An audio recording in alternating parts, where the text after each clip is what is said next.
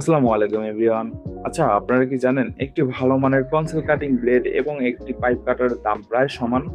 Pipe কাটারটা ব্যবহারে আরো বেশি কাজ সহজ হয়ে গিয়েছে, যেমন কলসাতে কিছু কাজ যেখানে হেস্কো ব্লেড বা অন্যান্য মেশিন চালাতে খুব একটা সমস্যা হয়, সেখানে পাইপ কাটার দিয়ে কাজ করতে খুবই সুবিধা।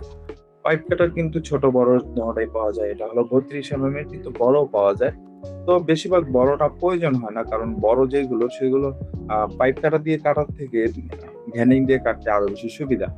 তো পাইপ কাটার গুলো আমরা একটা অবজেকশন পেয়ে থাকি, সেটা হলো পাইপ কাটারটা খুব সহজে নষ্ট হয়ে যায়। কিন্তু পাইপ কাটারের সার্ভিস দেখলে আসলে নষ্ট সহজ হয়ে যায় এটা বলা উচিত না, কারণ একটা পাইপ কাটার দিয়ে অনায়াসে 100 ওয়াশরুম কাটিং করা যায় বা 100 ওয়াশরুমের কাজ করা যায়। কিন্তু সেদিকে যদি আপনি কম্পেয়ার করতে চান একটি ভালো মানের কনসিল কাটিং ব্লেড দিয়ে, আপনারা বড়জোর গেলে 40টা বা 50টা ওয়াশরুম কাটিং করতে পারবেন।